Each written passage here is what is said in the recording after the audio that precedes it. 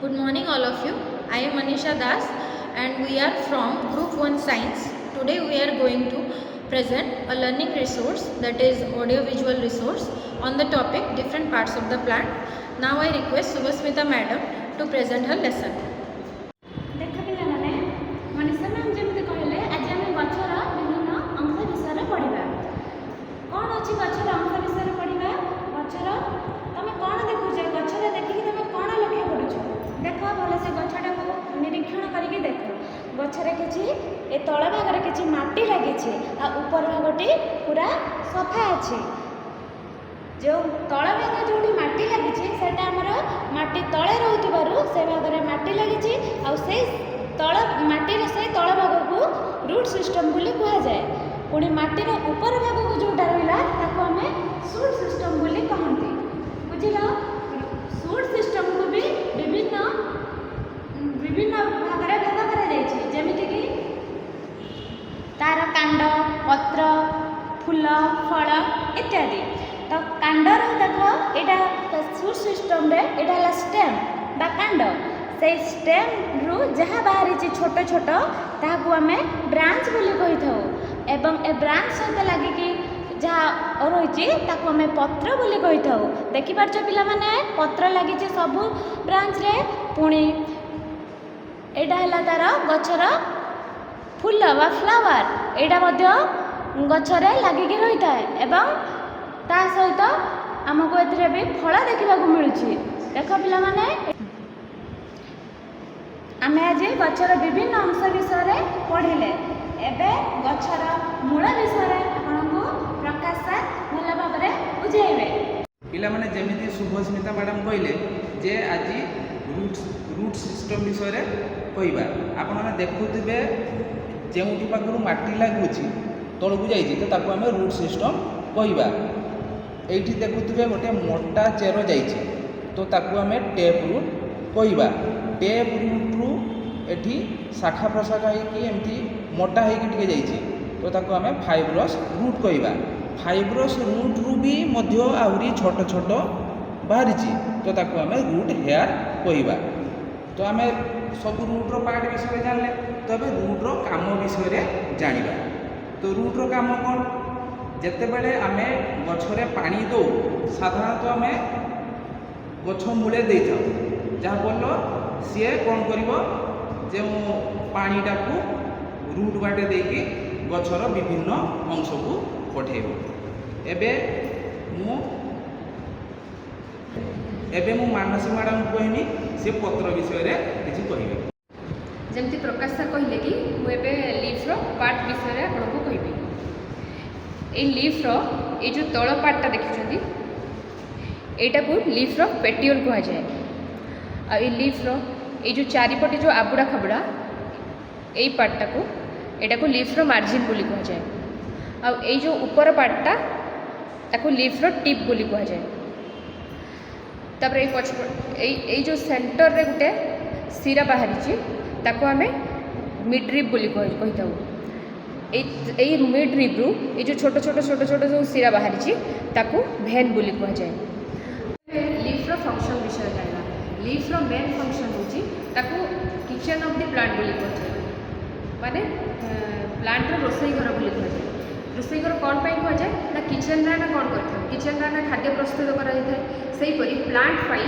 पत्र तापाई खाद्य प्रस्तुत करें जो से तार डिफरेंट फंक्शन को कैरी करें से प्लांटर किचन बोली कहुए एवं मु रिक्वेस्ट करी तन्मय सर को से फ्लावर पार्ट विषय जमी मानसी मैडम कहले बर्तमान मुझे फुलर विभिन्न अंश विषय कहवाई जाऊँ फुलर यहाँ आपण मैंने पे लक्ष्य करूँ यहाँ हूँ फुलर स्टक जहाँ को डेम्फ कहुए है या कौन कहुए या डेम्फ कहुए ये गचर लगिकी रही है एमती लगिकी रही है बर्तमान आम देखा ये जो ग्रीन कलर ये जिनसा रहा या तार सेपाल कहुए या कौन कहुए या कहुए तार सेपाल यहाँ हूँ तार सेपाल आउ सेपाल को लागिक जो ये जिनस गुड़ा थाए एगुड़ा हूँ तार पेटाल ये बर्तमान देख लो केतटा पेटाल अच्छी 1 2 3 4 5 केतटा अच्छी 5टा पेटाल अच्छी बर्तमान आम फूल को पूरा भलसे देखा फूलर कौन कौन अंश अच्छी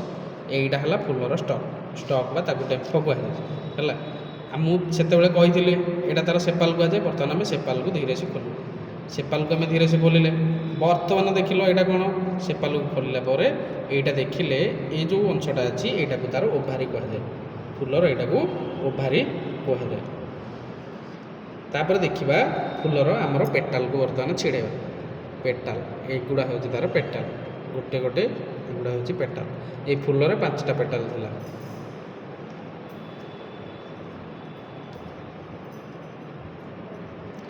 ଏଇ ଯେଉଁ ଜିନିଷଟା ରହିଲା ୟାକୁ କୁହାଯାଏ ଷ୍ଟାଇଲ। ଆଉ ଦେଖ ଏଇ ଟିପ୍ରେ, ଏଇ ଟିପ୍ ଗୁଡ଼ାକୁ କୁହାଯାଏ ତା'ର ଷ୍ଟିଗ୍ମା। ଟିପ୍ ଗୁଡ଼ାକୁ କୁହାଯାଏ ତା'ର ଷ୍ଟିଗ୍ମା। ଏଠି ଦେଖ କେତେଟା ଅଛି, 1 2 3 4, 4ଟା ଅଛି। ତାପରେ ଦେଖ ଏଇ ଯେଉଁ କଲର୍ ଅଛି, ଦେଖିବ ଧୀରେ ଧୀରେ ଏଇ ଷ୍ଟାଇଲକି ଲାଗିକରି କିଛି ଜିନିଷ ଏମିତି ବାହାରକୁ ବାହାରିକି ଅଛି। ଏଇ ଯେଉଁ ପୁରା ଟିପ୍ ପଏଣ୍ଟ ଗୁଡ଼ା ଏଇଠି ସବୁ ଆନ୍ଥର ଅଛି, ଏଗୁଡ଼ାକୁ କୁହାଯାଏ ଆନ୍ଥର। ପିଲାମାନେ ଆମେ ବର୍ତ୍ତମାନ ଫୁଲର ପୁରା ଭଲସେ ଡିସ୍କ୍ରିପସନ୍ରେ ମୁଁ ତୁମକୁ ପୁରା ଫୁଲକୁ ଖୋଲିକି ପୁରା ଭଲସେ ତୁମକୁ ଦେଖେଇଥିଲି। ବର୍ତ୍ତମାନ ମୁଁ ଆଉ ଥରେ ତୁମକୁ କହିଦେଉଛି ଫୁଲର ଏଇଟାକୁ ତା'ର କୁହାଯାଏ ଡେମ୍ଫ ବା ଷ୍ଟକ୍ କୁହାଯାଏ। ଏଇଟା ହେଉଛି ତା'ର ସେପାଲ। ସେପାଲକୁ ଖୋଲିଲା ପରେ ଭିତରେ ଗୋଟେ ଛୋଟିଆ ଅର୍ଗାନ ତା'ର ଥାଏ, ତାକୁ କୁହାଯାଏ ଓଭାରି। ଏଗୁଡ଼ା ହେଉଛି ତା'ର ସବୁ ପେଟାଲ। ଆଉ ଏଇଟା ହେଉଛି ଏଇ ଯେଉଁ ଲମ୍ବାଟା ଏଇଟା ହେଉଛି ତା'ର ଏଇଟା କୁହାଯାଏ ତା'ର ଷ୍ଟାଇଲ। ଏଇଟାକୁ କୁହାଯାଏ ତା'ର ଷ୍ଟିଗ୍ମା। ଏଇ ଯେଉଁ ଛୋଟିଆ ଛୋଟିଆ ବିନ୍ଦୁ ବିନ୍ଦୁ ହେଇକି ସବୁ ଲାଗିକି ଏଇଠି ରହିଛି ଏଗୁଡ଼ାକୁ କୁହାଯାଏ ତା'ର ଆନ୍ଥର। ବର୍ତ୍ତମାନ ମୁଁ ମନୀଷା ମ୍ୟାଡ଼ାମକୁ କହିବି, ସେ କିଛି କହିବେ। ତା କହିବା ପୂର୍ବରୁ ମୁଁ ଗୋଟେ ଛୋଟିଆ ଜିନିଷ କହିଦେଉଛି ଯେ ଫୁଲରୁ ଫଳ ତିଆରି ହୁଏ। ଫୁଲ ଯେତେବେଳେ ଧୀରେ ଧୀରେ ଡେଭଲପ୍ ହୁଏ ଫୁଲରୁ ଫଳ ତିଆରି ହୁଏ। ବର୍ତ୍ତମାନ ମୁଁ ମନୀଷା ମ୍ୟାଡ଼ାମକୁ କହିବି, ମନୀଷା ମ୍ୟାଡ଼ାମ କିଛି କହିବେ। ଯେମିତିକି ତନ୍ମୟ ସାର୍ କହିଲେ ଆଉ ଅନ୍ୟ ମ୍ୟାଡ଼ାମ୍ ସାର୍ ମାନେ ସବୁଥିର ପାର୍ଟସର ଫଙ୍କସନ୍ କହିଦେଇଛନ୍ତି। ଆଉ ଯେତିକି ବାକି ରହିଲା ପାର୍ଟସ୍ ତା'ର ଫଙ୍କସନ୍ ବିଷୟରେ ମୁଁ କହୁଛି। ଏଇଟା ଯେମିତି କୁହାଯାଇଥିଲା ତା'ର ସୁଟ୍ ସିଷ୍ଟମ୍, ଆଉ ଏଇଟା ତା'ର ଷ୍ଟେମ୍ କୁହାଯାଇଥିଲା ବା କାଣ୍ଡ। ୟାର କାମ କ'ଣ, ଇଏ କାହା ସହିତ ଯୋଡ଼ି ହେଇକି ରହିଛି, ମୂଳ ସହିତ, ରୁଟ୍ ସହିତ ଯୋଡ଼ି ହେଇକି ରହିଛି।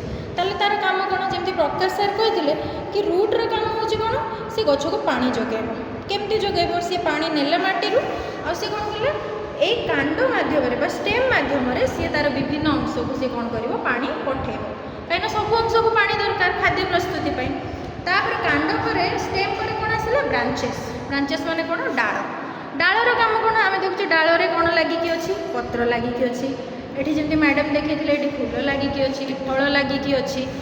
ଏଠି ଯେମିତି ଦେଖିପାରୁଥିବ ଏଠି ଛୋଟ ଛୋଟ ଫୁଲ ଅଛି, ଏଠି ଏମିତି ଫଳ ବି ଲାଗିକି ରହିଛି।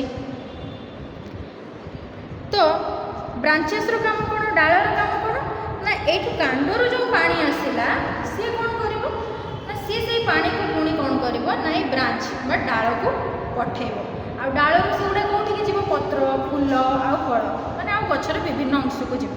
ଆଉ ଗୋଟେ ମୁଖ୍ୟ ତା'ର କ'ଣ ନା, କାଣ୍ଡ କ'ଣ କରୁଛି, ଆଉ ଯେଉଁ ତା'ର ବିଭିନ୍ନ ଅଙ୍ଗ ପ୍ରତ୍ୟଙ୍ଗ ଅଛି, ଯେଉଁ ବିଭିନ୍ନ ଅଂଶ ଅଛି ଗଛର, ତାକୁ ସିଏ ଧରିକି ରଖୁଛି। ଆଉ କ'ଣ, ଗଛକୁ ସିଧା ରହିବାରେ ବି ସାହାଯ୍ୟ କରୁଛି, ଗଛକୁ ସପୋର୍ଟ ଦେଉଛି ସିଏ। ତ ଡାଳର କାମ କ'ଣ, ଡାଳରେ ପତ୍ର ଲାଗିକି ରହିଲା, ଫୁଲ ଲାଗିକି ରହିଲା, ତ ସିଏ ଡାଳ କ'ଣ କରିବ, ଆଉ ଯେଉଁ ଯାହା ବାକି ରହିଲା ଯେଉଁ ପାଣି ସିଏ କ'ଣ କରିବ, ପତ୍ର, ଫୁଲ ଆଉ ଫଳକୁ ପଠାଇଲା। ପତ୍ରର ତ ଫଙ୍କସନ୍ ଆପଣଙ୍କୁ କହିଦେଲେ ମାନସୀ ମ୍ୟାଡ଼ାମ୍, ଫୁଲର ଫଙ୍କସନ୍ ଆପଣଙ୍କୁ ତନ୍ମୟ ସାର୍ କହିଦେଲେ। ଆଉ ଫଳର କାମ କ'ଣ, ଫଳ ଭିତରେ କ'ଣ ଥାଏ, ମଞ୍ଜି। ତ ଫୁଲରୁ ଫଳ ହେଲା, ଆମେ ଏଠି ଫଳ ଦେଖିବା ଗୋଟେ, ୟା ଭିତରେ କ'ଣ ଅଛି, ମଞ୍ଜି ଅଛି। ୟା ଭିତରେ ମଞ୍ଜି ଅଛି। ତୁମେ ଯେମିତି ଆମ୍ବ ଖାଇଥିବ, ଦେଖିଥିବ ସେଥିରେ କ'ଣ ଥାଏ, ଟାକୁ ଥାଏ, ସେଇଟା କ'ଣ, ସେଇଟା ହେଉଛି ତା'ର ମଞ୍ଜି। ତ ସେ ମଞ୍ଜିର କାମ କ'ଣ, ଘରେ କୁହନ୍ତି କି ଆମ୍ବଟା ଖାଇକି ସେ ମଞ୍ଜିଟା ଫିଙ୍ଗି ଦେବା ପାଇଁ ଗୋଟେ ମାଟିରେ, କାହିଁକି ନା ସେ ମଞ୍ଜିର ଗୋଟେ ନୂତନ ଗଛ ସୃଷ୍ଟି ହୁଏ। ଏହିପରି ଭାବରେ